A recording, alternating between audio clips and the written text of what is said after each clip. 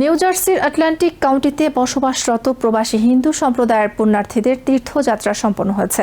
তীর্থযাত্রা উপলক্ষে পুণ্যার্থীরা West ভার্জিনিয়ার martial কাউন্টিতে অবস্থিত সনাতন ধর্মাবলম্বীদের পবিত্র ধর্মীয় তীর্থস্থান নতুন বৃন্দাবনের উদ্দেশ্যে গত সোমবার যাত্রা শুরু করেন এবং বুধবার ফিরে আসেন।